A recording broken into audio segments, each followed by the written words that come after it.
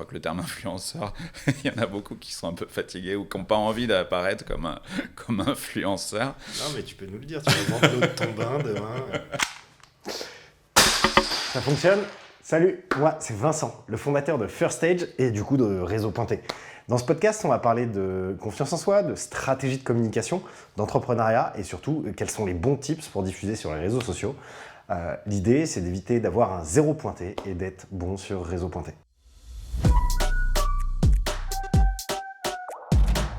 Bonjour Nicolas. Bonjour Vincent. Bon, super content de te recevoir déjà. Merci d'avoir accédé. Est-ce que tu peux te présenter un peu et nous dire quel est ton sujet de prédilection? Je m'appelle Nicolas Froissart, j'ai 47 ans, j'habite à Paris et je travaille pour une organisation qui fait beaucoup de choses mais qu'on présente comme un des leaders dans le secteur associatif en France et au-delà et qui travaille beaucoup sur les questions d'intérêt et d'intérêt général. Ok, intéressant. Et du coup, notre sujet qu'on va aborder aussi aujourd'hui, c'est la communication RH et la marque employeur. Génial. Qui peut prendre la parole? Est-ce que tout le monde peut prendre la parole et forcément veut prendre la parole?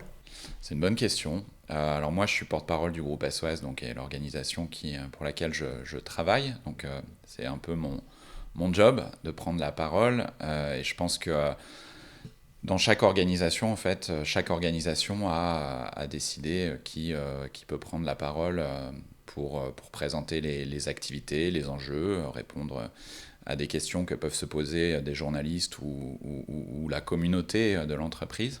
Donc je pense que c'est un sujet qui est important, en tout cas pour les organisations, de travailler sur justement qui prend la parole, parce que c'est pas forcément naturel, et puis il faut que ce soit quand même un peu préparé. Et admettons que t'es pas forcément le meilleur en prise de parole, ou que t'as peur de prendre la parole, ou que tu oses pas. Est-ce que on peut se former? Est-ce que... C'est une bonne question aussi, hein. Je pense que tout le monde n'est pas forcément à l'aise avec ça. Donc, est-ce qu'il faut obliger quelqu'un qui n'aime pas du tout prendre la parole, que ce soit oralement ou sur les réseaux, à le faire? Je ne suis pas sûr que ce soit une bonne idée. Alors après, quand un dirigeant, c'est mieux qu'il sache prendre la parole. Donc, Okay. D'accord. Et en tout cas, les personnes qui sont censées représenter à un moment donné la boîte, c'est bien qu'ils le fassent. Et je pense qu'il y a plusieurs catégories de personnes. Il y a des personnes qui ne sont pas du tout à l'aise avec ça. Donc il faut à un moment donné le dire, l'identifier. Et il y a moyen de travailler ça, d'être accompagné. Je pense que c'est des choses qui se font et qui peuvent à un moment donné être extrêmement utiles. Donc voilà, je pense pas hésiter à dire si on doit prendre la parole dans le cadre de son travail et qu'on n'est pas à l'aise avec ça, pas hésiter à le dire et à trouver des solutions pour être capable de progresser là-dessus et de le faire et d'être à l'aise, parce que je crois qu'il n'y a pas pire que de prendre la parole et de ne pas être à l'aise avec ça. Ça peut être un peu compliqué quand même. Ouais, après, je pense que, du moins de mon humble expérience, même quand tu penses être prêt et que tu dois le faire, Ouais. t'as toujours une appréhension. Tu l'es jamais à 100% parce que c'est vrai que c'est pas facile.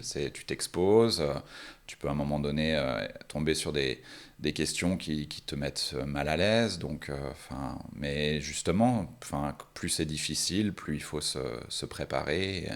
Et je pense que voilà, il y a tous les moyens aujourd'hui, en tout cas, pour progresser là-dessus. Donc effectivement, il y a des prédispositions pour certaines personnes, Ouais. mais si je veux le faire et que j'ai pas les prédispositions, je peux quand même essayer, me forcer, faut pas que j'ai peur. Non. Et peut-être avec l'entreprise, je peux travailler à un climat de communication et une atmosphère qui va faciliter la prise de parole. Oui, je pense qu'il faut...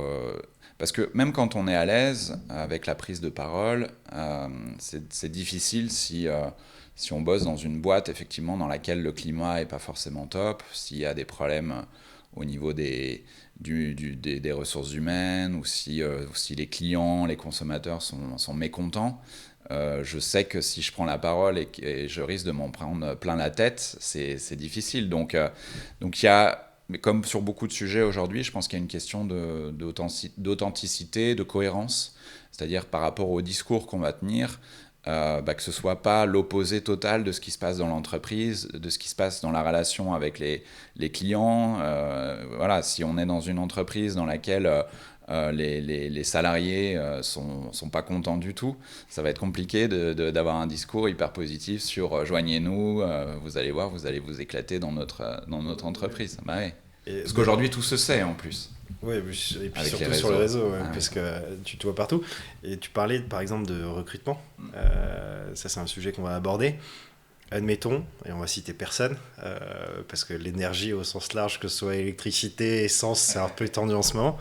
Tout le monde a besoin de recruter. Oui. Quand tu es sur du coup, un sujet, une crise comme ça qui est externe en fait à ton entreprise, c'est vraiment le secteur qui est touché et que tu dois communiquer, inévitablement tu as l'appréhension et tu sais que tu vas te retrouver avec 15 000 commentaires qui n'ont rien à voir avec ce que tu postes, mais juste parce que les personnes sont énervées de l'attention et toi tu es un des acteurs là-dessus. Comment est-ce que tu fais ? Est-ce que tu dois du coup pas communiquer, et c'est pas forcément une bonne chose, ou est-ce que tu communiques dessus et tu fais abstraction de ces sujets-là ? Tu fais comment ? Je pense que ce qui est important aujourd'hui, quel que soit ton secteur d'activité, c'est d'être authentique. On le disait à l'instant, c'est de dire la vérité. Donc, je pense que les gens te reprocheront jamais en fait d'être face à des difficultés, et donc il faut être capable d'être honnête sur la façon dont tu réponds à ces difficultés. Et puis après, oui, c'est d'avoir une forme de responsabilité, ce qui est très, très compliqué aujourd'hui, c'est de ne pas être exemplaire sur une série de choses. Enfin, je pense qu'il faut travailler sur la question environnementale, montrer que et que ce ne soit pas du greenwashing, montrer que sincèrement, tu fais des choses qui vont dans le sens du respect de l'environnement, que tu as un vrai intérêt pour tes clients, pour tes équipes. Enfin, voilà, ouais, je pense que ça arrive à toutes les boîtes d'avoir des difficultés. Il faut être capable de le reconnaître, de le dire, et de montrer que sincèrement, tu essayes de trouver des solutions qui vont dans l'intérêt de toutes tes parties prenantes, comme on dit. Donc tes salariés, tes consommateurs, tes prestataires, et pas que tu vas uniquement, si on parle des grandes boîtes, des boîtes privées lucratives, que c'est pas juste dans l'intérêt de tes actionnaires.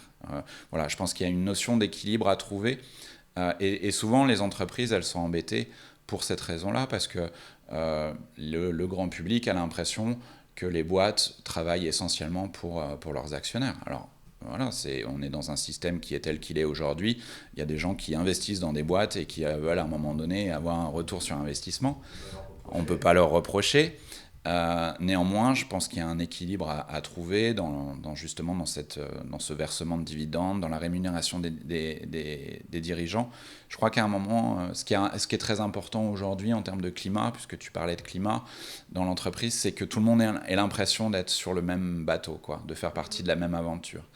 Et je pense que c'est difficile d'avoir l'impression d'être sur le même bateau quand il y a des dividendes qui sont versés, qui ont des montants astronomiques, ou les rémunérations des dirigeants. Donc je pense que les grandes entreprises ont à travailler sur ce sujet-là. Il ne s'agit pas tout d'un coup de verser dans le communisme pour les boîtes, mais en tout cas de réfléchir à la façon d'équilibrer peut-être un petit peu plus les choses. Je pense que c'est important.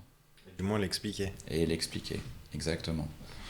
Et du coup, finalement, sur les prises de parole, que ce soit pour le contexte ou le sujet à aborder, ce que tu es en train de nous dire, c'est qu'il faut poser pour et les contre pour choisir est-ce qu'on prend la parole ou est-ce qu'on ne prend pas. En fait, on fait un espèce de SWOT de la prise de parole sur les réseaux sociaux, quoi. Ouais. Bah après, par rapport à ce qu'on disait, si tu es à l'aise avec la façon dont vivent les salariés au quotidien, leur job, si les clients sont contents de ce que tu fais, il y a pas de raison de ne pas prendre la parole. Je pense qu'aujourd'hui, on est quand même parfois sur beaucoup de secteurs, c'est quand même très, très concurrentiel. Et si la boîte prend jamais la parole, je pense que les concurrents, eux, vont le faire. Donc c'est quand même dommage de pas expliquer ce que tu fais, en quoi tu es peut-être différent de tes concurrents, sans forcément rentrer dans de la bataille frontale. Mais en tout cas, je pense que c'est important. Et puis ça permet aussi à chacun au sein de l'entreprise de se reconnaître dans le discours qui est porté aussi par le dirigeant ou la personne qui prend la parole à un moment donné. C'est important. Ça a l'air super simple quand tu le dis comme ça. Je suppose Ce n'est pas. Voilà. Je suppose qu'il y a peut-être des techniques ou du moins une structure à aborder. Tout à l'heure, tu me parlais de périmètre. un périmètre de communication pour créer un climat qui correspond à ce que veut l'actionnariat et ce que veut dire la direction, ou pas dire. Et ce que les collaborateurs ou futurs collaborateurs et postulants ont envie aussi d'entendre du sein de la boîte. Donc, est-ce qu'il y a un travail à faire déjà sur le contexte de prise de parole et... Je pense, comme toute chose nouvelle, il faut s'y préparer. Encore une fois, on s'expose, donc c'est des choses, effectivement, tu le disais, même quand on a l'habitude ou on est à l'aise avec ça, c'est quand même un exercice qui n'est pas toujours évident. Donc effectivement, plus c'est difficile, plus il faut s'y préparer, le réfléchir.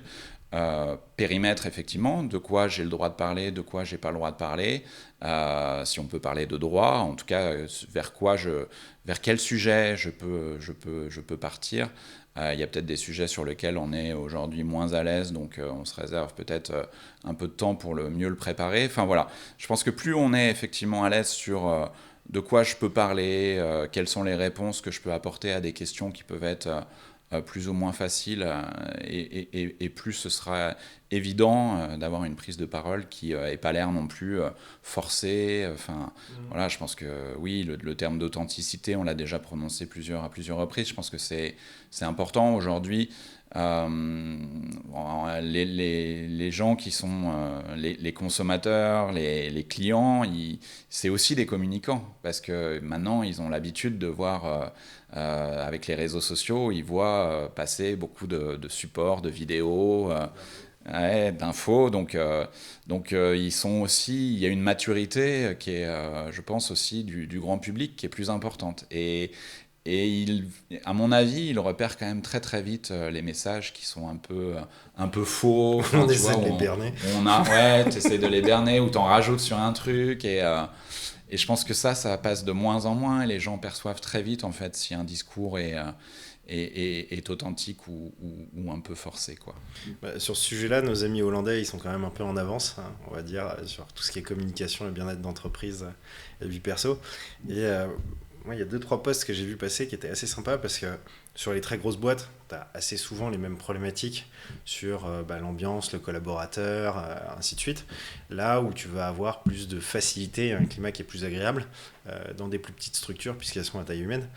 Et en fait, j'ai vu des publications où tu avais les services RH qui disaient oui, on a tel problème, ou on n'est pas les meilleurs là-dessus, mais on travaille avec les équipes à trouver des solutions qui sont cohérentes entre le fonctionnement de l'entreprise et ce qu'attendent les nouveaux postulants. Donc finalement, c'est un message qui est positif, qui dit regardez, on est en train d'avancer dessus, sans se cacher et nier le problème qu'il y a. Et finalement, c'est un bon message, parce que tu te dis ok, peut-être que là, tout de suite, c'est pas top, mais la boîte, elle le reconnaît, elle est au courant, et elle est en train de trouver des solutions. Est-ce que tu trouves ce genre de démarche intéressante et positive ? Moi, je trouve ça hyper intéressant, parce qu'on parle de plus en plus de communauté pour les entreprises. Et tu crées une communauté et tu la développes quand tu es capable d'expliquer ce que tu vis au quotidien, tes réussites, mais aussi tes difficultés, tes enjeux, comment avec tes équipes tu essayes de répondre. Donc moi, je pense que c'est l'avenir. De toute façon, encore une fois, tout se sait aujourd'hui avec les réseaux sociaux. Tes clients, tes salariés peuvent être tes ambassadeurs, ou au contraire tes détracteurs à un moment donné. Et donc s'il y a un élément positif, majeur ou négatif, de toute façon, il va finir par sortir cet élément. Donc il vaut mieux, je pense, prendre le devant. Et puis être sincère, ouais. Je pense que c'est un atout, à mon avis. Les entreprises qui intègrent ça aujourd'hui, c'est un atout pour demain. Je pense qu'on peut aussi créer des synergies aussi bien sur la direction qui a besoin et envie de faire grossir son entreprise, et la direction RH, s'ils sont en accord, ça simplifie le travail de tout le monde et les objectifs. La cohérence. Et je pense même qu'on peut pousser en allant utiliser la communauté. C'est-à-dire que si on sait qu'on a une problématique, que ce soit de recrutement ou d'attirance dans l'entreprise, peut-être tout simplement communiquer dessus sur les réseaux en disant voilà, nous on voudrait améliorer cette ambiance-là, est-ce que vous avez des idées ou quoi que ce soit. Et du coup, il y aura soit des responsables RH qui vont venir, soit des collaborateurs qui ont eu des expériences positives ou négatives qui vont apporter. Et en fait, des deux côtés, on va avoir du positif dans l'évolution. Carrément. Tu parlais de la taille de l'entreprise. Nous, alors on est associatif, donc on n'a pas, on n'a pas d'actionnaire, donc ce qui résout un peu le problème qu'on évoquait tout à l'heure. Ouais, 0 actionnaire.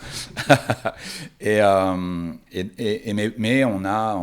c'est 20 000 salariés, c'est 650 établissements, ouais, donc des hôpitaux, des crèches, des maisons de retraite, des structures sociales. On fait pas mal de choses dans la culture et la transition écologique.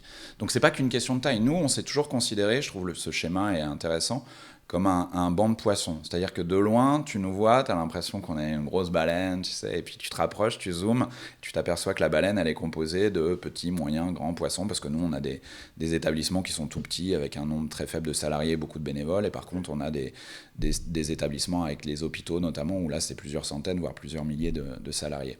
Mais ce qu'on a toujours essayé de faire, c'est de faire en sorte que chaque établissement soit un peu une PME avec un dirigeant qui va insuffler avec son équipe une identité qui lui est propre et des expertises qui vont développer au plus proche du terrain. Donc je pense qu'en fait, il faut un peu revenir sur le fait que la grosse boîte, et ça vaut pour les entreprises du CAC 40, sont forcément des énormes machines avec des trucs, des systèmes très, très hiérarchiques. Enfin, je pense que c'est intéressant et ça facilitera sans doute la question de la prise de parole qu'on évoque, d'avoir peut-être une réflexion avec des unités ou un esprit même start-up au niveau de différentes unités qui composent la grosse machine que peut être la grande entreprise, par exemple. Je pense que c'est, à mon avis, par rapport au sujet qu'on évoque aujourd'hui, je pense que c'est aussi intéressant d'avoir à un moment donné une prise de parole qui du coup est plus proche aussi des unités de production ou en tout cas de ce qui se passe sur le terrain. Donc moi, ce qui se trouve hyper intéressant dans le sujet qu'on évoque aujourd'hui ensemble, c'est que finalement ça interroge aussi sur la façon dont est organisée la boîte, dont elle fonctionne. Alors c'est pas forcément des boîtes qui vont changer du jour au lendemain, mais déjà d'avoir ces réflexions-là et de se dire bah voilà, on aimerait bien aussi avoir des ambassadeurs parce que la prise de parole des dirigeants, elle est importante, elle restera fondamentale, mais d'avoir aussi des ambassadeurs à tout niveau de l'entreprise, à tout niveau hiérarchique, dans tous les domaines d'activité, géographiquement aussi, c'est important d'avoir des gens, si l'entreprise elle est nationale ou internationale, c'est important d'avoir des gens qui prennent la parole de partout, je trouve. Et ça se fait aussi si, d'un point de vue organisationnel, tu as une organisation qui confie aussi des responsabilités, une autonomie. Je pense qu'il faut parler aujourd'hui d'autonomie. Et si à un moment donné, on se demande comment aussi attirer les talents et les garder, c'est difficile si les gens ils ont l'impression d'être fliqués ou d'être dans un truc hyper cloisonné. Carré. Mais ça, on va en parler tout à l'heure. Mais ce que tu dis, c'est très intéressant et c'est complètement vérifié. Déjà, tu le vois dans la publicité. Nous, on le voit. Quand tu communiques au nom de 20 000 collaborateurs, il y en a beaucoup qui vont pas se reconnaître dans le message. Et en plus, ton message, il va être tellement placide qu'il a aucune valeur ajoutée. Alors que, et je le compare du coup au spot publicitaire, aujourd'hui, on entend beaucoup le terme lifestyle dans les vidéos, dans les photos, ainsi de suite. Parce que, en fait, ce qui est avéré, c'est que plutôt que de mettre 100 000 € dans un spot publicitaire et avoir que ce spot que tu diffuses sur tous les réseaux qui ont des communautés différentes, en fait, tu vas te faire 10 spots à 10 000 €. Et chaque spot, il va toucher une communauté. Donc, toi, tu es plutôt comme ça. Donc, on reste sur des clichés et des gros ciblages avec des amalgames. Mais concrètement, ça fonctionne beaucoup mieux puisque tu vas avoir plus d'affinité sur ces petits spots. Et finalement, c'est ce que tu es en train de dire. C'est-à-dire que si on a plusieurs interlocuteurs dans l'entreprise, chaque entité qui va prendre la parole va la prendre avec sa vision et la vision des personnes qui l'entourent et des collègues et des employés. Et ce sera plus proche.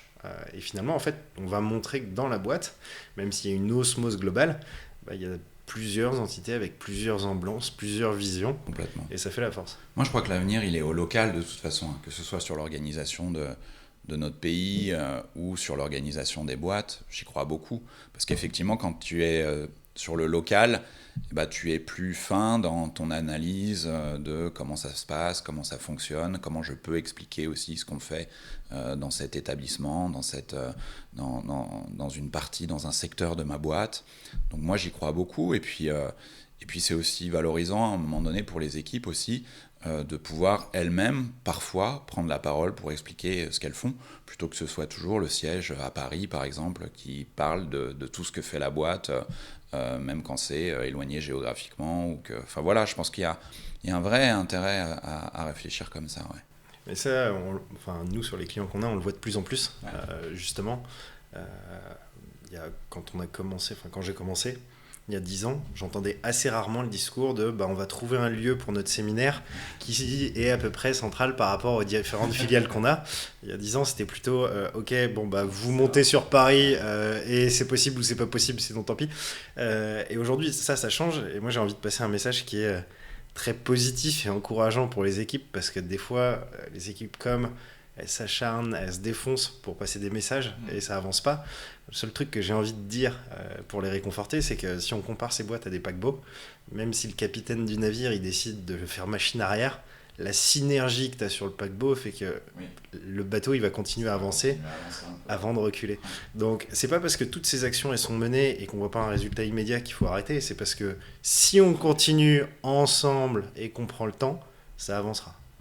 Et ça vraiment je pense que c'est important aussi de le dire, parce que tu peux te dire ok, on veut tout changer, on va changer la strat, tu auras forcément un travail qui est purement de communicant sur l'image de marque depuis tant d'années que tu as eu. Donc il ne faut pas se désespérer, il faut avancer dessus, et puis il faut oser aussi changer et améliorer les choses. En plus, je trouve que c'est un vrai avantage de pouvoir discuter, échanger avec ces équipes au niveau local, parce que je pense que la direction apprend aussi des choses. Aujourd'hui, on est vraiment, on rentre dans l'ère de la coopération, du collectif, et que plus tu es une entreprise importante avec un nombre de salariés important, avec un nombre de sites différents importants, plus c'est compliqué pour la tête de tout comprendre sur les retours terrain, etc. Mais oui, donc les retours terrain, les retours clients. Moi, j'aime bien ce terme de communauté. Je trouve que, en tout cas, quand il concerne les entreprises, se dire que tu constitues une communauté et tu vas y trouver des personnes qui sont très différentes.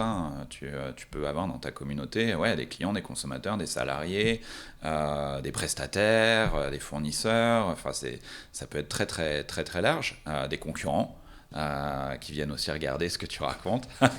Donc, il faut intégrer tout ça.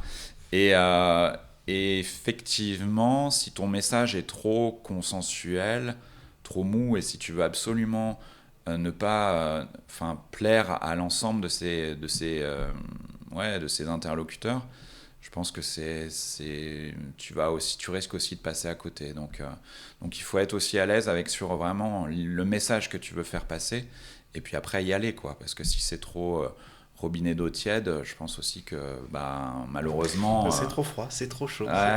Malheureusement ça va pas imprimer aussi, parce que encore une fois, on le disait aussi un peu tout à l'heure, les gens ils prennent tellement d'informations toute la journée qu'il faut aussi quand même réussir à se différencier un peu. Et puis finalement, on va pas se mentir, tous ceux qui sont sur LinkedIn, pour une bonne majorité, ont déjà un emploi, ils sont dans une boîte, ils connaissent généralement les problématiques, puisque t'as pas une boîte isolée qui a un problème, c'est un problème qui est généralisé généralement. Donc si en plus tu fais une com qui est classique, la personne elle va se dire ok, bon, cette boîte elle a le même problème que moi, et point barre, tu t'arrêtes pas dessus. Tu vas t'arrêter dessus si tu vois un article qui dit tiens, cette boîte a le même problème que moi, mais ils ont apporté cette solution, ou ils ont contesté que ça on pouvait le changer, et c'est là où tu vas réussir à attirer l'attention sur les posts et les publications que tu fais. LinkedIn aujourd'hui c'est un formidable outil. Je crois qu'ils viennent de dépasser les 25 millions de membres en France. Donc on est beaucoup à avoir investi encore davantage sur réseau ces dernières années. Moi je suis présenté comme un des principaux créateurs de contenu sur LinkedIn. Alors je sais pas s'il faut dire créateur de contenu, influenceur. Je crois que le terme influenceur, il y en a beaucoup qui sont un peu fatigués ou qui n'ont pas envie d'apparaître comme influenceur. Non mais tu peux nous le dire, tu vas vendre l'eau de ton bain demain. C'est ça, parce que tu dis influenceur, forcément les gens pensent à Instagram et... Tu vas aller à Dubaï la semaine prochaine, ça? Voilà, c'est ça. Non, parce que je prends pas l'avion. Donc je suis un influenceur un peu particulier. Mais c'est un outil où tu peux facilement commencer à toucher des milliers, des dizaines de milliers, parfois des centaines de milliers, voire des millions de personnes. Mais ça, tu le fais pas avec un ton effectivement trop corporate ou trop neutre, quoi. Donc effectivement, il faut raconter des choses, raconter des histoires, que ce soit plutôt justement des êtres humains plutôt qu'un logo d'entreprise qui raconte ces histoires-là. Et là, le potentiel, il est absolument extraordinaire. Et du coup, par rapport à ça, moi j'ai une dernière question avant qu'on passe à comment est-ce qu'on structure la prise de parole. C'est souvent, enfin après souvent je veux pas faire une généralité, mais du moins les personnes avec qui j'en parle et mon opinion c'est que je me dis ok je vais pas publier parce que ce qui fait des likes et ce qui fonctionne, faut que je sois tout de suite dans quelque chose de très critique ou une prise de parole qui est très engagée sur des sujets de société ou d'actualité. Et finalement, si moi je communique sur des sujets qui sont corporate, entrepreneurial, management, donc finalement du pro qui va dans le sens de l'entreprise, je ferai jamais de like parce que c'est pas ce qu'on veut. Est-ce que c'est vrai ou pas ? C'est en partie vrai et en partie faux. En partie vrai parce que c'est vrai que sur LinkedIn comme ailleurs, ce qui marche, c'est effectivement des posts qui peuvent un peu bousculer, où là effectivement tu peux avoir, ça peut être un peu clivant et du coup effectivement les gens vont venir beaucoup commenter et du coup l'algorithme s'emballe, ça existe évidemment, mais il y a des posts qui marchent très bien et qui sont pas forcément dans un discours provocateur ou clivant, mais qui vont justement être sur j'ai une difficulté dans ma boîte, voilà comment j'y réponds. Est-ce que vous pensez que c'est c'est des bonnes réponses que j'apporte, en jouant parfois sur l'émotion.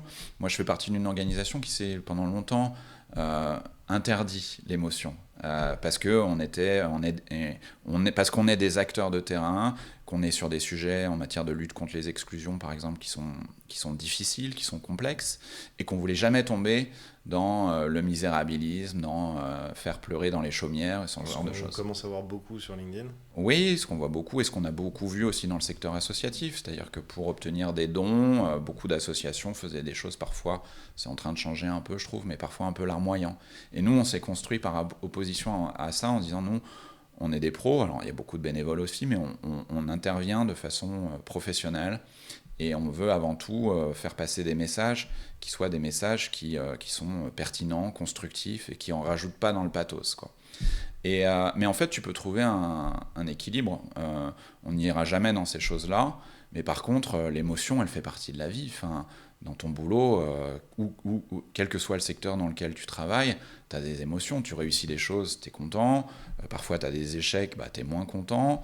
Parfois, tu es fier de ce que tu as réalisé. Parfois, tu es fier de la façon dont tu as travaillé en groupe avec tes équipes. Enfin, tu vois, tu peux raconter plein de choses. Donc finalement, je dis n'importe quoi. Et c'est pas mal de le faire, de dire effectivement comment tu as vécu. Ouais. Donc par exemple, je suis sans en rajouter trop, responsable RH, je dis... je suis super content, ça fait 2 semaines que je cherche comment est-ce qu'on s'occupe du défraiement et des notes de frais sur la partie télétravail de mes collaborateurs. J'ai trouvé, je vous le partage. Ouais.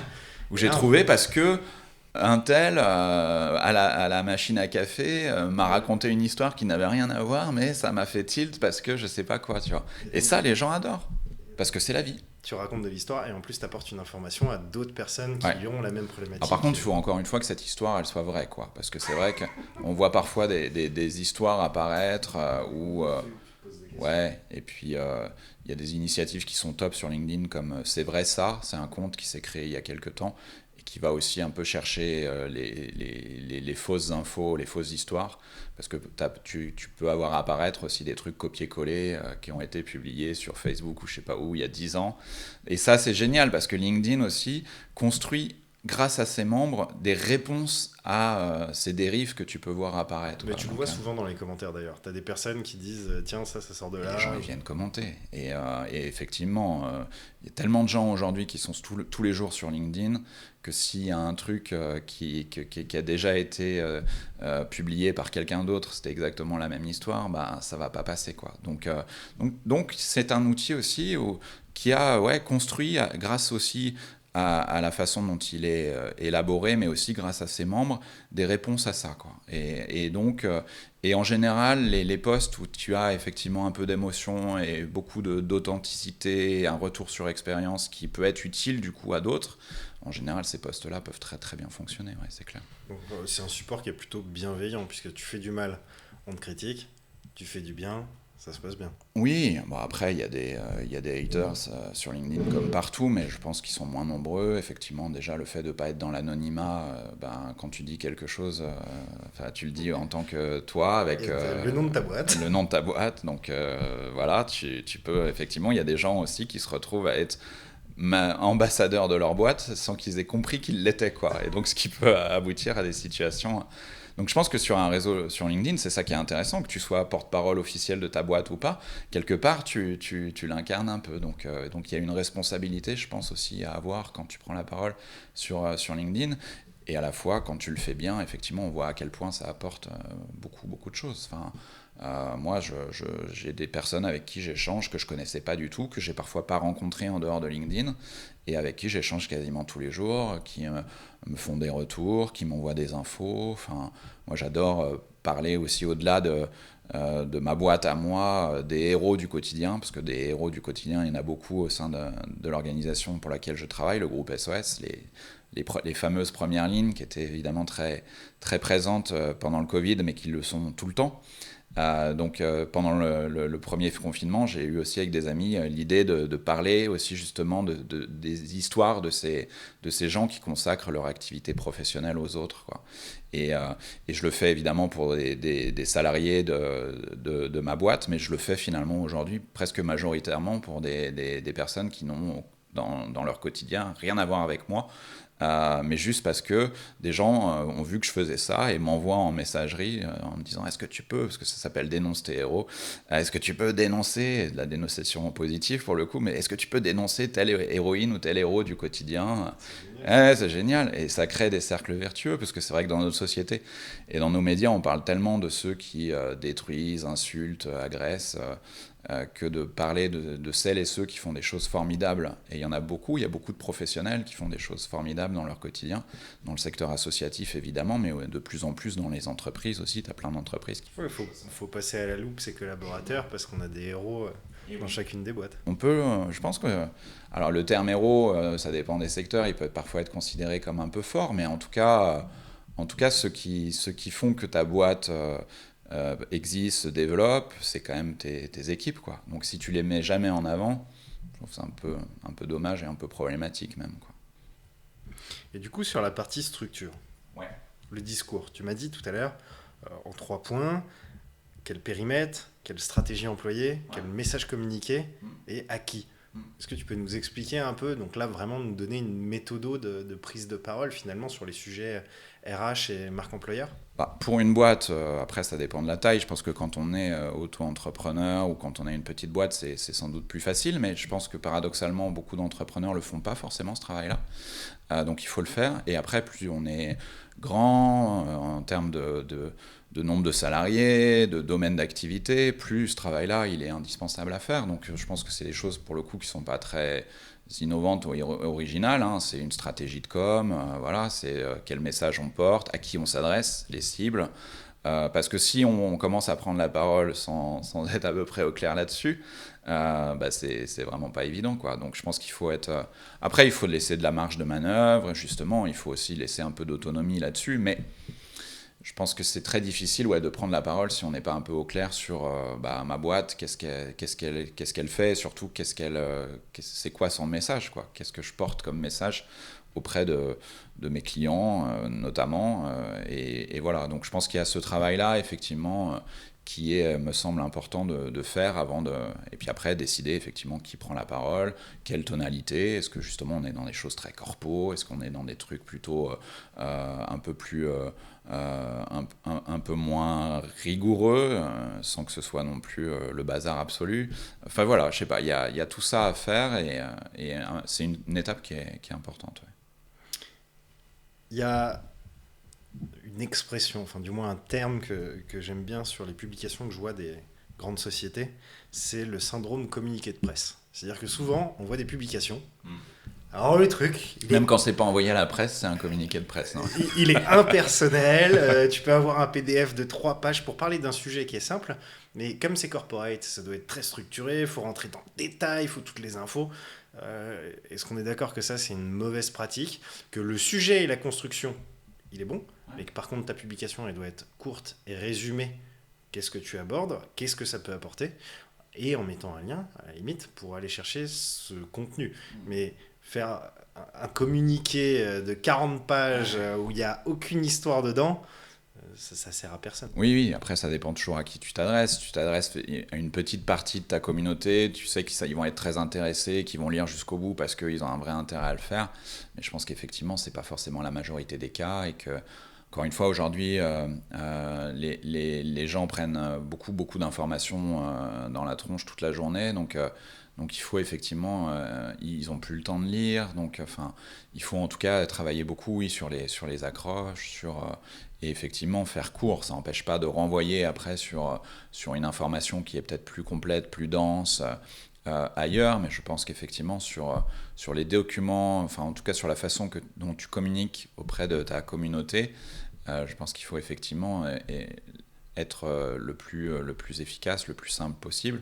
Et c'est un super exercice parce que les réseaux sociaux, y compris LinkedIn, à un moment donné, tu es quand même limité dans le nombre de caractères. Alors c'est pas Twitter, heureusement, tu peux quand même dire des choses et ça encourage pas justement à être le plus clivant possible, ce qui est quand même beaucoup Twitter aujourd'hui. Sur LinkedIn, tu peux quand même développer un raisonnement, tu vois, tu peux quand même donner des exemples, sourcer tes trucs, tes infos, donc tu peux quand même faire ça. Mais à un moment, t'es quand même limité, hein, et je trouve que ça, c'est un super exercice et moi, je pense que ça m'a beaucoup fait progresser aussi sur la façon de présenter les choses, de communiquer, d'expliquer. C'est que en fait, tu gagnes en efficacité quand tu réduis un peu, quand tu simplifies. Et ça, je pense que les gens l'ont pas toujours, et même chez les dirigeants, et même chez les communicants, tu as parfois l'impression que pour faire sérieux, il faut faire un pavé énorme, tu sais. Et que plus c'est long, plus c'est technique, plus ça fait sérieux. Ouais, mais alors si personne le lit, c'est un peu embêtant. De toute façon, aussi, tu le vois dans les commentaires, hein. Tu le vois dans les interactions, et ce qu'on voit d'ailleurs de plus en plus, c'est un espèce de LinkedIn qui est un chat, enfin un blog public, où en fait tu vas donner une opinion ou donner une information sur un sujet, et si tu es suffisamment court en finissant par une question ouverte, les personnes vont t'apporter de l'information en commentaire, donner leur point de vue. Alors je parle pas de ceux qui sont des haters qui donnent des points de vue et des débats non constructifs, mais tu as une grande majorité quand même de personnes qui viennent en commentaire, qui t'apportent de l'info, qui échangent, et où finalement tu crées une discussion. Et ce qu'il faut pas oublier, c'est que toutes ces personnes qui ont liké et qui commentent, communiquent et voient ton entreprise comme une source d'information. Faut pas que ce soit unilatéral. En fait, faut engager la discussion. Il faut engager la discussion, c'est-à-dire qu'à partir du moment où les gens commentent, il faut aussi quand même régulièrement leur répondre, parce que je trouve qu'il n'y a pas pire en fait de dire je vais créer une communauté, et puis une communauté, oui, ça s'entretient quoi. Et si tu réponds jamais aux gens, c'est difficile. Donc oui, c'est aussi un engagement, un investissement en termes de temps, mais je trouve que tu apprends tellement et tu t'enrichis tellement aussi des retours qui peuvent être faits, que je trouve que ça vaut le coup de passer ce temps-là. Ouais. Est-ce que tu penses que tout ce qu'on vient de dire, ces pratiques, elles peuvent être utiles aussi dans de la communication de tous les jours au sein de l'entreprise, sur un intranet par exemple?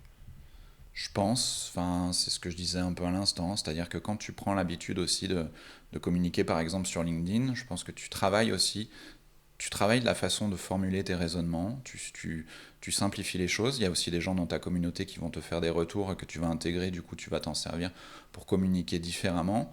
Après, c'est toujours pareil, c'est se demander à qui on s'adresse. Il y a un truc qui est un peu désagréable parfois sur LinkedIn, c'est que tu as un peu la course au like, et que c'est parfois effectivement présenté comme étant ce qu'il faut absolument rechercher. Bon, c'est sûr que si tu fais des posts avec 1 ou 2 likes à chaque fois, tu vas te lasser à un moment donné. Donc il ne faut pas non plus aller dans l'extrême inverse en disant non, personne ne like, mais c'est cool. Non. Mais par contre, moi, je fais des posts parfois, je sais que ça va pas faire ça va pas faire un score extraordinaire, quoi. Mais je le fais parce que je sais que dans ma communauté, il y a des personnes qui vont trouver ça intéressant, chouette, ou qui vont se dire tiens, ouais, ça peut m'être utile, ou ça me permet de découvrir effectivement ce qu'il fait de façon un peu différente. Et donc, je m'interdis pas du tout de le faire, ça, au contraire.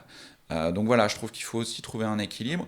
Et en termes de communication interne, c'est un peu la même chose. C'est toujours se demander à qui on s'adresse et comment on le fait. Et puis oui, on n'est pas toujours... effectivement, on n'est pas obligé de faire des trucs hyper techniques, hyper longs, parce que là, on perd tout le monde, mais on n'est pas obligé non plus de faire des trucs le plus court possible, le plus accrocheur possible. chacun des deux cas peut être utile, mais parfois tu peux aussi trouver un juste milieu. Enfin, voilà, je trouve que En tout cas, c'est un super exercice. Moi, je pense que ça m'a fait progresser sur beaucoup de choses. Ouais. Et ça me fait penser à un échange que j'ai eu avec un client il n'y a pas si longtemps que ça. En fait, on parlait du nombre d'abonnés par rapport au nombre d'interactions que tu avais en like et en commentaire. Et il me disait, mais pourquoi il y a une différence? Je comprends pas, est-ce que mon contenu est intéressant ou pas? Alors, je parle pas de ceux qui vont avoir 50 000 abonnés et 4 commentaires. Là, il y a un loup, généralement. Mais souvent, le décalage, en fait, ce qu'il faut pas oublier, c'est que déjà, prendre la parole, c'est pas facile. Il faut oser le faire. Et un commentaire, c'est exactement le même réflexe. Parce que comme tu le disais tout à l'heure, en fait, tu vas t'afficher, il faut avoir la structure, il faut savoir ce qu'il faut dire. Et tu as beaucoup de gens, en fait, qui, quand ils te suivent, ils sont dans l'anonymat, puisque personne ne sait qui te suit, puisque cette information, elle est cachée des gens extérieurs. Moi, je suis intéressé par ce que tu dis. Je sais que je vais avoir des belles informations. Par contre, j'ai pas forcément envie de me mettre en avant ou je sais pas quoi dire, donc je vais pas commenter. Mais c'est pas pour autant que l'information, elle les a pas intéressés. Et ça, faut vraiment aussi, je pense, le garder à l'esprit. C'est que même commenter, la personne qui commente, il faut qu'elle ose le faire. Donc, c'est vrai. Des deux côtés, il y a de l'info et il faut pas perdre espoir quand on fait, comme tu dis, des posts qui font pas autant de likes que d'habitude. C'est peut-être qu'on s'est adressé à cette partie de la communauté qui trouve cette information intéressante et qui pourtant ne va pas interagir dessus. Non, il y a plein de gens qui n'osent pas, effectivement, même liker, je pense. Enfin, il y a des gens qui n'osent pas liker, commenter, mais... Il y en a beaucoup qui prennent LinkedIn comme une source d'information. Oui, bien sûr, comme un réseau. Qui sont purement consommateurs. Et la question, c'est aussi comment je passe d'un rôle, effectivement, qui est purement de consommateur de LinkedIn à acteur, et c'est là où effectivement où je pense qu'en plus LinkedIn vraiment trouve tout son intérêt. C'est tout ce qu'on évoque depuis tout à l'heure. D'ailleurs, même si tu es consommateur, l'algorithme de LinkedIn est fait en sorte pour que si tu interagis avec des sujets qui t'intéressent, il va naturellement te pousser des sujets qui t'intéressent plus et déréférencer finalement ceux qui t'intéressent pas. Donc moi j'ai tendance à dire aux gens et à les inciter à dire ok, like, même si t'aimes pas la personne ou quoi que ce soit, si t'aimes le sujet, like, t'auras plus de sujets similaires. C'est vrai. Et commenter, c'est vrai que c'est pas neutre, parce que ça, les gens n'ont pas forcément toujours perçu, mais quand tu commentes, effectivement, il y a une partie de ta communauté qui va voir ton commentaire. Donc, alors que, contrairement à Facebook, quand tu likes sur LinkedIn, tu peux pas aller voir qui a liké. Ouais, c'est vrai. Tu vois juste les personnes que tu as dans ton réseau commun, mais tu vois pas toutes les personnes qui ont liké sur le profil de la personne. Donc vraiment, c'est comme ça que ça va fonctionner. En plus, ça encourage la personne qui poste à continuer, parce que finalement, c'est de l'investissement pour ces gens-là. Donc ça les encourage aussi à avancer. Sur ces sujets-là, moi, je te propose d'aborder 3 sujets. Le premier, c'est dans la marque employeur et la communication d'entreprise, qu'est-ce que tu penses des sujets RSE et finalement, souvent... Notre syndrome, quand tu es une boîte du CAC et que tu parles d'un sujet RSE, on va dire « Ah, ils font du greenwashing, ils s'achètent une carte d'identité. » C'est vrai. Moi, je pense que tout ce qui est RSE, en tout cas la question de l'impact social, environnemental, par exemple, elle est fondamentale, et qu'aujourd'hui, les entreprises, elles ne peuvent plus faire sans. Donc, parce que, encore une fois, tout se sait, et qu'aujourd'hui, et ça va, j'espère, s'accroître, mais... tout le monde a envie de consommer ou de travailler dans une boîte qui est sincèrement soucieuse de son impact social et environnemental notamment, mais aussi de la façon dont elle gère ses ressources humaines, enfin tout ça quoi. Donc c'est central. Donc il faut absolument l'avoir en tête et travailler là-dessus. Et effectivement, pour les grandes boîtes, on le voit bien, effectivement, le procès en greenwashing, il arrive très très vite, c'est évident. Mais c'est moins le cas si tu arrives avec un discours qui est étayé, qui repose sur du concret, avec des vrais chiffres. Et voilà, si tu fais, on a un projet en matière environnementale et que tu présentes l'impact, et que c'est un impact qui n'est pas ridicule par rapport au poids de ta boîte aussi, tu vois, c'est ça aussi. Parce que le greenwashing, c'est parfois aussi faire des trucs qui peuvent être très bien, mais tellement minuscule par rapport à ton chiffre d'affaires qu'à un moment, les gens ils sont là, d'accord, ok, t'as fait un truc là. Prendre quelque chose comme génial, alors que ça fait des années que t'aurais dû le faire. Je pense notamment aux poubelles de tri dans les grandes entreprises. Génial, on a mis une poubelle de tri. Non mais mec, ça fait 5 ans que t'aurais dû le faire là. Donc c'est bien. Il faut faire attention. Il faut faire attention. Et je pense qu'il y a un autre conseil qu'on peut donner aussi pour éviter ce côté où vous faites du greenwashing. même si vous, en tant que communicant, quand vous allez parler du projet que votre entreprise a mené, généralement, déjà, c'est une énorme conquête, une victoire pour les collaborateurs qui ont réussi à mener ce projet dans l'entreprise. Et très souvent, il y a tellement de fierté que naturellement, on fait une petite erreur qui est de mettre en gros, en gras, projet RSE, réussite, environnement. Et en fait, on a l'impression que c'est l'entreprise qui demande à ce qu'on mette en gros en titre pour que ça se voit. Alors pas du tout, souvent c'est de la fierté qu'il y a derrière. Donc moi, ce que j'ai tendance à dire, c'est mettez le titre de votre projet ou de l'action qui a été menée. N'en rajoute pas. Ne mettez pas les mots-clés qui peuvent faire qu'on a l'impression que vous achetez des choses. Parce que les personnes qui vont lire votre projet vont comprendre l'action environnementale qu'il y a dessus. Et on comprendra que la démarche, elle a été humble, que c'est une victoire qui est portée par les collaborateurs. Et ça évitera de... Et fais-le porter, toujours pareil, justement. On parle beaucoup d'ambassadeurs, de prise de parole. Fais porter le projet par des salariés qui l'ont porté. Ou des bénéficiaires, si à un moment donné, ça a permis aussi à des personnes d'être accompagnées, d'aller mieux grâce à un projet. Si là, on n'est plus sur des projets sociaux, ça peut être le cas aussi sur des projets environnementaux qui font du bien à un moment donné à une population ou à un territoire. Donc, ce que tu dis, ça me fait penser à quelque chose sur le projet. On a mené une campagne pour une société où le but, c'était de communiquer sur le projet. Et en fait, on a finalement, dans la campagne, pas du tout parlé des résultats. On a parlé de comment les collaborateurs ont initié le projet et ont réussi à le faire passer. Et ça a été super bien accueilli parce que du coup, on mettait en avant les collaborateurs. 2, ça montrait que c'était pas forcément la direction qui avait pris la décision, mais les collaborateurs qui avaient mené et la direction qui avait accepté. Donc finalement, ça montre que ça fonctionne des deux côtés. Et c'est surtout que ça a permis à plein d'autres personnes et d'autres collaborateurs d'autres entreprises de se dire ok, nous aussi on peut le faire, on peut mener le projet, ils ont fait comme ça s'est initié de cette façon. En fait, c'est un effet boule de neige et on n'a pas du tout parlé des résultats, on a juste parlé de comment ça s'est fait et en fait ça a eu un impact positif pour la boîte et en plus au niveau de la marque employeur sur les recrutements, ça a été juste incroyable. Donc, les projets et puis aussi la façon dont la boîte, surtout plus elle est polluante, plus il faut qu'elle réoriente aussi son modèle. Et ça, je pense que ça fera aussi des cartons en termes de popularité, d'audience. Les posts où l'entreprise explique comment elle change le service qu'elle rend, le produit qu'elle fabrique, et comment elle le transforme pour le rendre compatible avec les accords de Paris, par exemple, si on parle de la question environnementale. Ça, je pense que c'est des choses aussi qui... de toute façon, les entreprises, il faut qu'elles y aillent là-dessus, il faut qu'elles adaptent leur modèle aux contraintes environnementales. Et ça, tout le monde sait que c'est pas facile. Et plus justement, tu as une entreprise qui a un impact négatif lourd sur l'environnement, plus c'est difficile.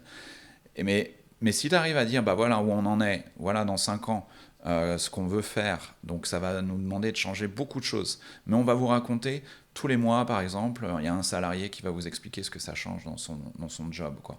Je pense que ça cartonne, quoi. Si tu le fais, encore une fois, avec sincérité, et que si, effectivement, l'objectif que tu fixes et que tu partages avec ta communauté, tu as sincèrement envie de le respecter et de l'atteindre. Ouais, parce que finalement, en fait, ce qu'on reproche, c'est pas que l'entreprise pollue énormément, c'est qu'elle ne fasse rien pour le changer. Ouais, bien sûr. Et si elle communique en disant, aujourd'hui, les résultats, on continue de polluer énormément, mais petit à petit, on va y arriver... Bien sûr, parce qu'après on est tous responsables de la situation collectivement, dans la situation dans laquelle on est, quoi. Enfin, jusqu'il n'y a pas si longtemps, c'était cool de prendre l'avion tout le temps, c'était cool de consommer de la viande midi, soir, etc. Et tout ça, on sait qu'il va falloir que ça change. Mais finalement, là, on parle beaucoup de prise de conscience. La prise de conscience collective, je trouve qu'elle commence quand même à être bien là, mais ça a mis beaucoup de temps. Donc, je pense qu'à un moment donné, il faut aussi arrêter de culpabiliser les gens, les entreprises par rapport à ce qui a été fait par le passé. Il faut essayer faut un espèce de grand pardon collectif en disant ok, on a merdé sur plein de trucs, c'est évident. Mais maintenant, parce que si on le fait pas tous ensemble, s'il y a beaucoup de divisions là-dessus, ça marchera pas, quoi. Par contre, la contrepartie de ça, c'est quand même que les gens fassent plus n'importe quoi, quoi. Et que si tu fais vraiment n'importe quoi au niveau de ta boîte, d'un point de vue social, environnemental, et ben là, effectivement, que tu le payes cher quelque part. Donc, en termes de réputation, je pense qu'il faut aussi que l'État, au niveau de la France, de l'Union européenne, ça commence à bouger, mais il y ait aussi des sanctions fiscales, etc., pour des entreprises qui font n'importe quoi d'un point de vue social et environnemental. Je pense qu'il faut qu'à un moment donné, il y ait aussi qu'il y ait des sanctions là-dessus, quoi. Donc, mais je pense qu'il y a quand même beaucoup de gens aujourd'hui qui ont envie de se bouger, beaucoup d'entrepreneurs, de dirigeants d'entreprises, toujours pareil, qui savent pas trop toujours comment le faire. Donc voilà, il y a beaucoup il y a des endroits. Moi, je faisais partie d'un dispositif qui s'appelle la Convention des entreprises pour le climat, où tu avais 150 dirigeants justement qui se challengeaient sur comment justement notre boîte à échéance 2030 et respecte les accords de Paris. Moi, je pense beaucoup à ces initiatives-là, parce que c'est tellement compliqué de changer le modèle de ta boîte, que si t'as pas des gens qui viennent t'expliquer, des experts, mais aussi te challenger avec bienveillance, certes, mais aussi avec de l'exigence. Donc moi, je crois beaucoup en ça, vraiment des formats de coopération où on va te remettre aussi dans la tronche le constat d'un point de vue environnemental, parce que même s'il y a une prise de conscience, je pense que les gens ne réalisent pas encore forcément à quel point il faut bouger vite. Donc c'est toujours utile, mais après la force aussi du groupe, au sein d'une entreprise, mais aussi peut-être entre salariés, entre dirigeants de plusieurs boîtes, je pense qu'à un moment donné c'est extrêmement utile, quoi. Mais finalement, du coup, tous ces sujets, c'est des sujets qui amènent à la désirabilité de l'entreprise, puisque en fait, tu vas rejoindre une boîte qui te plaît ou sur lequel tu peux faire changer quelque chose. On en revient encore à t'es la boîte parfaite, on a envie de venir chez toi, mais il faut pas croire que si t'es une boîte qui est pas parfaite avec des défauts, on n'a pas envie de venir. Tu peux avoir des gens aussi qui se disent ok, putain, ils sont en train d'initier un nouveau projet, ils veulent améliorer les choses.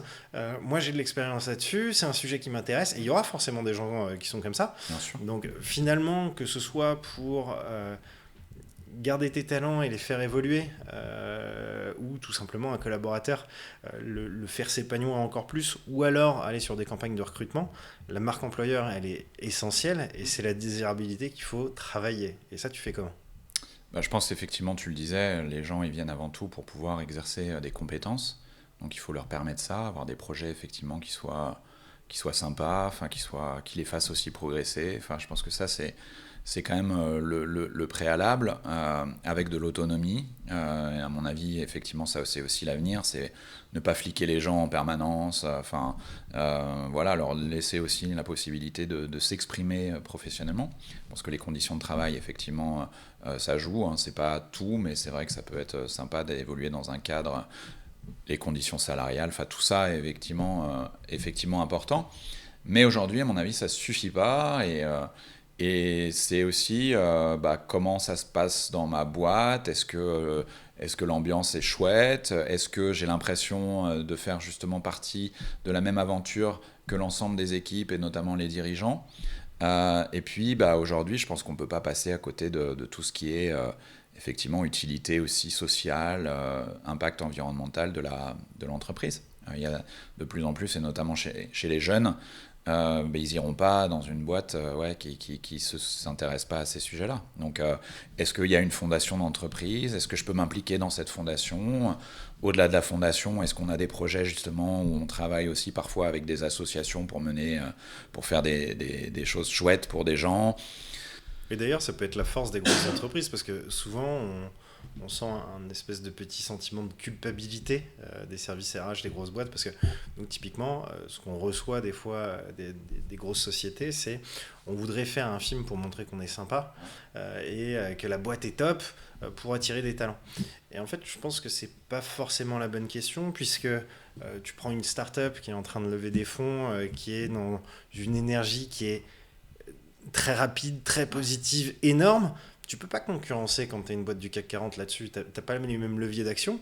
Mais il ne faut pas juste voir ça. Il faut voir que dans ton entreprise, par contre, ta boîte du CAC 40, tu vas avoir plus de structure, tu vas potentiellement avoir un CE, tu vas avoir une possibilité d'évolution qui est bien plus grosse puisque on va pouvoir t'apprendre des choses que dans ces lignes finalement que tu vas avoir sur ton CV. C'est des choses qui sont plus reconnues que ton pseudo-poste dans la startup. Donc en fait, des deux côtés, il y a des choses positives et il faut juste aller les chercher et les mettre en avant. Bien sûr.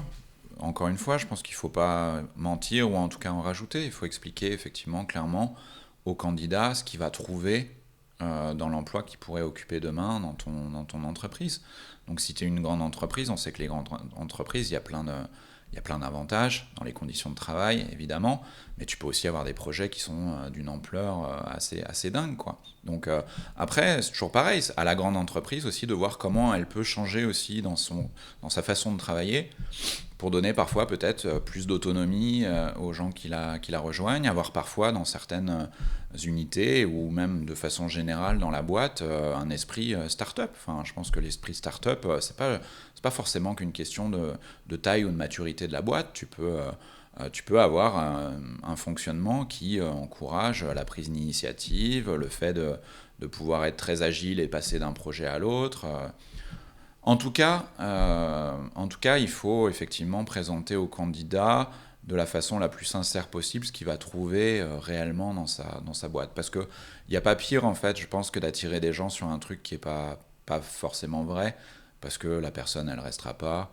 Et puis ça peut mal se passer, et puis tu peux avoir quelqu'un qui va... C'est une énergie de fou.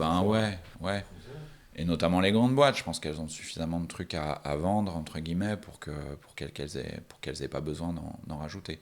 Par contre, c'est vrai que la question de notre utilité sociale, notre impact environnemental, la question de la gouvernance, est-ce qu'on laisse aussi quand même les équipes, les salariés s'exprimer, est-ce qu'on intègre, parce qu'il n'y a pas pire aussi de demander l'avis aux gens et après de dire ouais, bon, merci, à l'année prochaine pour notre baromètre social. Tu peux faire un dessin mais le feutre n'a pas d'encre. Voilà, mais c'était super, merci.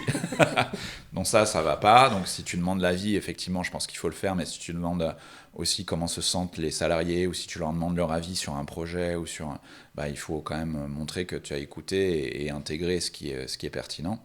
Voilà, la question de l'autonomie, en tout cas de la gouvernance, de la façon dont les salariés peuvent trouver leur place dans la boîte. Et puis après, la question effectivement de la répartition de la richesse, je pense, qui est quand même importante, c'est-à-dire qu'il faut des échelles des salaires, notamment, qui soient à peu près cohérentes et pas complètement démesurées, sinon effectivement les gens ont l'impression de pas être dans la même aventure que leurs dirigeants. Donc ça, je pense que c'est un sujet aussi qui va peut-être prendre un peu plus de temps dans les grandes boîtes. Encore une fois, il ne s'agit pas de changer du tout au tout, mais en tout cas d'avoir une réflexion sur tous ces points-là. Je pense que c'est important, si on veut continuer à attirer des talents et les garder surtout demain. Ça, c'est un vrai sujet, parce que autant d'un côté, tu peux avoir des salaires qui sont trop faibles, autant de l'autre côté, des fois, tu te retrouves dans des salaires dans les startups qui sont pas du tout les salaires du marché. Complètement, ouais. Et en fait, ça te biaise un peu au milieu. Donc ça, c'est un sujet qui est un peu délicat, finalement, ce sujet-là. Qui est complexe, hein.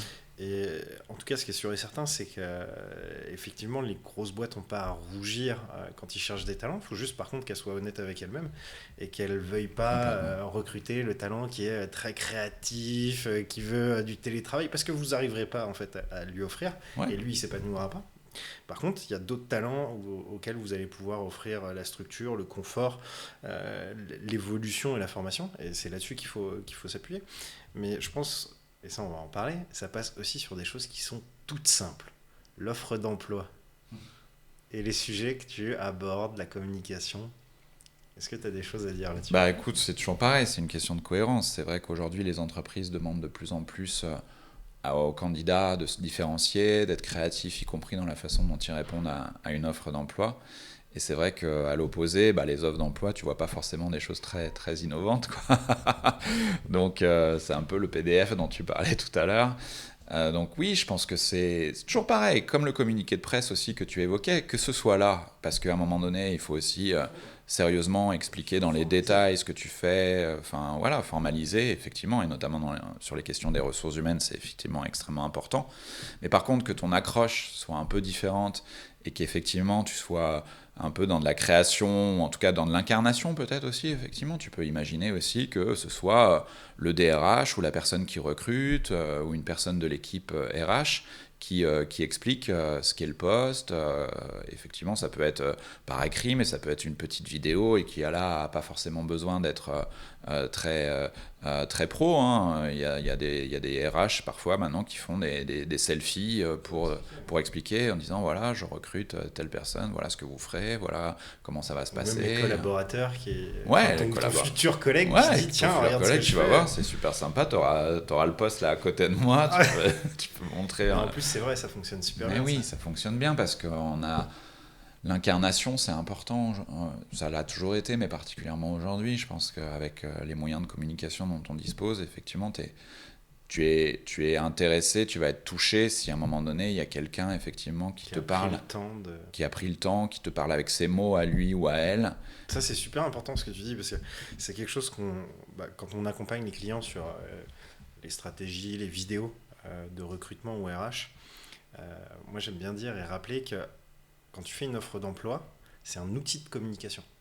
C'est pas juste un bullet point où tu mets la mission en 3 mots, où tu vas utiliser le jargon de ton entreprise. Parce qu'en fait, quand tu lis l'offre d'emploi et que je dis n'importe quoi, tu étais dans un secteur, mais tu es chef de projet, et tu vas dans un autre secteur, en fait, ça se trouve, l'offre d'emploi, tu vas rien comprendre aux missions.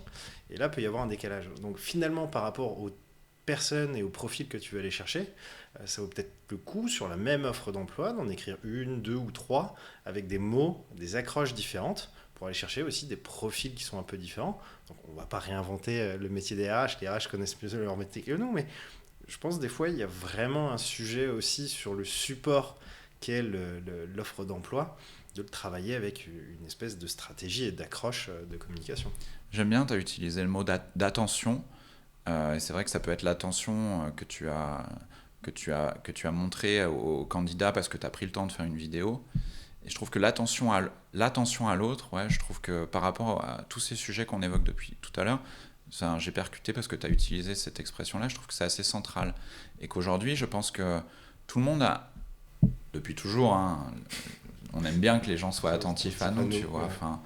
Et donc, je pense que l'attention qu'une entreprise est capable à un moment donné de porter à ses équipes et aux candidats qui postulent, je pense que ça peut faire la différence à un moment donné. Donc, et l'attention que tu portes à tes clients, à tes consommateurs. La bienveillance. En fait, tout le monde est en recherche finalement de... Ouais, je pense que c'est important. Alors maintenant, même sur LinkedIn, tu as des gens qui se moquent un peu de ça en disant « Ouais, la bienveillance, bullshit ». Après, moi, je pense pas qu'on puisse critiquer cette approche-là. C'est quand même, on a tous besoin de ça, d'avoir des gens bienveillants. Alors après, peut-être que tu as des business qui se créent un peu à partir de ça et qui en rajoutent beaucoup sur la bienveillance. Et puis tu peux avoir aussi peut-être un peu comme le greenwashing, un bienveillance washing, tu vois, qui peut être un peu désagréable aussi, quoi. Donc c'est toujours pareil, quoi. C'est ok, tu me dis ça, mais dans les faits, comment tu te comportes. Mais on peut pas dire, en tout cas, qu'une entreprise qui met dans son ADN la bienveillance et qui met tous les moyens pour que ce soit effectivement en termes de management, de relations clients, de RH, etc., que ce soit vraiment présent. Tu peux pas reprocher ça, et je pense que c'est même là aussi un avantage concurrentiel, et tu attireras beaucoup plus effectivement tes équipes si tu montres, encore une fois, tout n'est pas parfait, on a peut-être parfois des moyens limités sur certains trucs, mais on va faire attention à vous, on va écouter si vous avez un problème, on va essayer de trouver des solutions ensemble, on va faire en sorte que vous soyez bien dans votre poste. Je pense que les gens... Donc finalement, la marque employeur, c'est du personal branding. Qui dit personal branding dit parler de la vie au quotidien dans l'entreprise. Et qui dit parler de la vie au quotidien dit vie pro, vie perso. Ah oui. Et vie pro, vie perso, finalement... c'est une bonne question, ça. Comment on aborde ce sujet ? Il y a des gens qui disent moi j'aime bien mélanger les deux. Il y en a d'autres qui disent il faut que ce soit complètement séparé. Finalement, en tout cas, dans les deux cas de figure, il y a quelque chose qui est sûr, c'est quand ça va pas dans la vie pro, ça impacte la vie perso, et quand ça va pas dans la vie perso, ça impacte sur la vie pro. Ça, c'est sûr. Il n'y a pas pire, on me racontait récemment quelqu'un, je sais pas si c'était un collègue ou un supérieur hiérarchique qui avait dit, bah écoute, quand tu arrives au travail, tes problèmes, tu les laisses à la porte, quoi, tes problèmes perso. Bon, De quel côté de la on porte? parlait des bonnes pratiques. Si on parle des mauvaises pratiques, là voilà, on a un bon exemple. Le truc à pas faire, parce qu'effectivement, tu as raison. Enfin, les gens, ils arrivent au travail, ils vont pas dire, ils vont pas oublier leurs problèmes perso comme ça en une seconde parce qu'ils franchissent la porte du job, du boulot, quoi. Donc, pendant très longtemps, je trouve qu'on a dit effectivement, bon, il y a le perso, il y a le pro. Aujourd'hui, tu as un peu l'effet Startup Nation où on mélange tout. Bon, je pense qu'il faut que les entreprises soient suffisamment intelligentes pour laisser la possibilité aux managers, aux salariés de trouver leur équilibre là-dedans. C'est-à-dire que un salarié qui veut ne pas mélanger le perso et le pro, il faut qu'il puisse le faire. Voilà, il peut être super bon dans son boulot, il n'a pas envie d'aller boire une bière le soir avec ses collègues, tu respectes ça. Et à l'inverse, quelqu'un qui a envie, qui est pas contre le fait de parler de sa vie perso pendant le déjeuner. Enfin voilà, tu vas pas lui interdire non plus, quoi. Donc ouais, et puis après, y a des affinités qui vont se créer aussi entre les gens. Peut-être que ceux qui sont dans le mélange vont passer plus de temps ensemble, et puis les autres, ils seront avec un peu plus en retrait. Bon, moi, ça me choque pas. Par contre, je pense que, comme tous ces trucs-là, où effectivement, là, tu arrives aussi à un moment donné sur de l'intime, sur du perso, je pense qu'il faut pas être trop intrusif et vraiment veiller à ce que, en fait, tu imposes pas un fonctionnement à quelqu'un dans lequel il se retrouve pas du tout, là, parce que là, je pense que tu peux même créer de la souffrance, je pense. Et donc, comme c'est un sujet qui... Moi, je mélange tout, hein, donc moi, j'ai pas de frontières, mais je l'imposerai pas, par exemple. Ouais, et puis même dans le fonctionnement, je pense que... Enfin, si je compare à titre personnel, puisque c'est ce qui est le plus facile à comparer, moi, je mélange les deux pour une raison qui est toute simple, c'est que là où finalement des journées tu vas faire 15 heures d'affilée, quand on est entrepreneur, c'est compliqué de pas mélanger, hein, ouais. Et en fait des fois je me dis ok, là ouais. t'es KO, t'arrives plus, tu fais autre chose, je rentre, ouais. Je pars à autre chose, ou puis je reviens, il est 22h, et puis après avoir dîné je me remets dessus, tu pointes pas, hein, puis de toute façon c'est toi qui subis les conséquences de ce que tu fais ou ce que tu fais pas, donc c'est l'autoflagellation. Mais après, l'entrepreneuriat a plein de côtés positifs, ça pourrait être le sujet d'une autre vidéo, parce que je pense que c'est Michel Coury lundi qui disait l'échec est la chose qui m'a le plus appris. Je pense que c'est vrai dans tout. Et Michel il en parle beaucoup, et il en parle de façon concrète et positive. Et pour moi, l'entrepreneuriat, c'est une très belle école, parce que en fait, je pense du début à la fin, là ça fait 10 ans que la boîte existe, ça fait 10 ans que j'apprends, ça fait 10 ans que je fais des conneries, ça fait 10 ans que je prends des tôles. Et c'est génial, enfin c'est génial. Des fois tu rentres le soir, tu te dis... Ouf. Des fois c'est pas génial, mais sur le moment en tout cas. 5 ans après tu te dis ouais c'était génial. Mais... C'est ça. Et puis quand tu as compris pourquoi le problème est arrivé, que tu as trouvé la solution, là c'est encore mieux. Chouette, ouais. Mais quand tu es dans la phase entre les deux, c'est un peu chiant. Mais du coup, comme ce sujet de vie pro, vie perso est un vrai sujet pour les collaborateurs et les candidats, c'est pas quelque chose qu'on peut mettre en abstraction de communication. Donc, qu'est-ce que tu conseillerais aux entreprises de mettre en place comme stratégie de communication là-dessus, que ce soit en interne ou en externe d'ailleurs? De pas trop en faire, et je pense qu'après c'est des choses plutôt qui se discutent pendant les entretiens de recrutement. Après, voilà, s'il s'agit par exemple du télétravail, effectivement peut-être mettre dans les annonces ce qu'il est possible de faire en termes de télétravail. Mais toujours pareil, quoi. Je pense qu'il n'y a pas pire de dire vous aurez 3 jours de télétravail par semaine, et puis après, ça arrive aussi parfois dans le quotidien, les gens, parce que le fonctionnement ne le permet pas, ils ne peuvent pas télétravailler, quoi. Donc, nous, on l'a testé, hein, ça fonctionne super bien la vidéo à distance.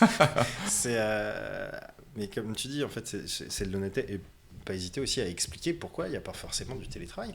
Ça peut ne pas être une volonté de l'entreprise, mais parce que on a prouvé que ça ne fonctionnait pas pour telle raison. Et finalement, les candidats, ils ne sont pas plus bêtes que les autres. Tout le monde ne veut pas télétravailler non plus aujourd'hui, tu vois. Il y a plein de gens qui veulent télétravailler, tu as plein de gens qui peuvent pas télétravailler. Nous, la plupart de nos salariés, si tu veux, ils sont dans des hôpitaux, des crèches, des maisons de retraite, ils vont pas télétravailler, quoi. C'est clair qu'un pompier en télétravail, ça va être compliqué. Mais... Pompier en télétravail, c'est un peu compliqué. Donc voilà, je pense qu'il faut faire aussi attention que ça devienne pas non plus le sujet majeur, parce que tu as plein de gens qui peuvent pas télétravailler, qui d'ailleurs sont souvent contents de ne pas avoir à le faire parce qu'ils ont choisi autre chose, un métier où tu es en lien permanent avec les gens, enfin voilà, donc et évidemment moi je suis très attaché à cette forme de métier, d'engagement professionnel.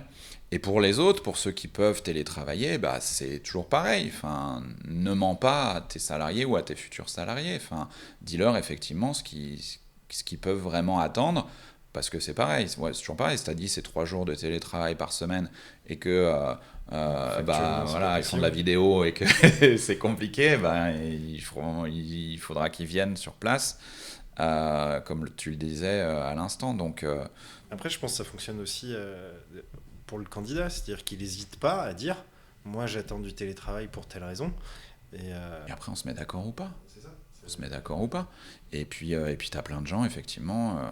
qui sont pas forcément, c'est pas forcément leur objectif premier de faire du télétravail. Donc, et puis ils vont venir chercher autre chose dans ta boîte, ils vont venir chercher les conditions de travail, ils vont venir chercher des projets qui sont super. Enfin voilà. Donc il y a pas un type de candidat, c'est ça. Hein, enfin donc qu'il faut quand même à un moment donné retenir. Donc fais aussi des offres d'emploi qui permettent, qui ouvrent la discussion aussi après pendant l'entretien de recrutement. Je pense qu'il faut pas non plus tout figer et qu'il faut aussi peut-être laisser aussi aux recruteurs, aux futurs managers aussi un peu de marge là-dessus, quoi. Donc finalement, si on doit résumer un petit peu la marque employeur et la prise de parole, ce que tu dis, c'est il faut communiquer et tous les sujets, même ceux dont on n'est pas le plus fier, sont bons à communiquer puisque ça montre une transparence et une authenticité.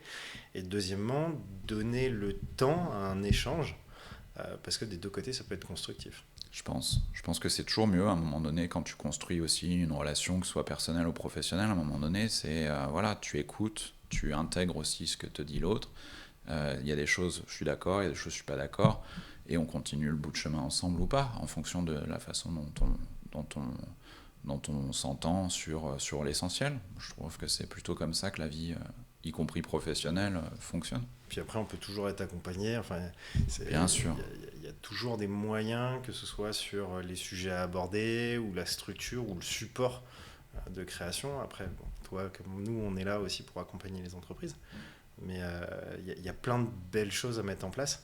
Et si tu devais faire finalement un résumé de ce qui fait qu'aujourd'hui, ta communauté, elle a fonctionné, et si tu devais passer un message pour les gens et les communicants qui nous écoutent, qui regardent, qu'est-ce que tu leur dirais ? C'est en tout cas, quand le cadre dans lequel on peut s'exprimer est clair et qu'on est à l'aise là-dessus, mais on l'a beaucoup évoqué pendant le moment qu'on a passé ensemble, c'est d'oser. Ouais, il faut oser s'exprimer. On le fera peut-être pas parfaitement et on n'aura peut-être pas des millions de likes tout de suite, mais c'est aussi, comme tout dans la vie, tu progresses en faisant des choses régulièrement, quoi. Et les réseaux sociaux et LinkedIn notamment, effectivement, en publiant quasiment tous les jours, ou en tout cas plusieurs fois par semaine, tu comprends un peu mieux, même si ça reste toujours un peu mystérieux, comment fonctionne l'algorithme, ce que ta communauté qui finit par grandir aime particulièrement, ou ce qui les intéresse moins. Enfin voilà, c'est...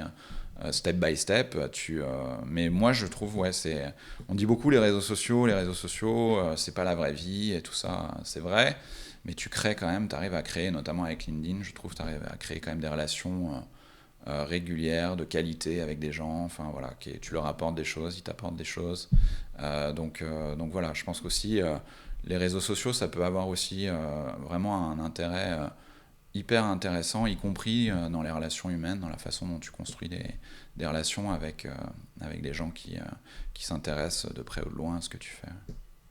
Écoute, merci. Merci à toi. Allez.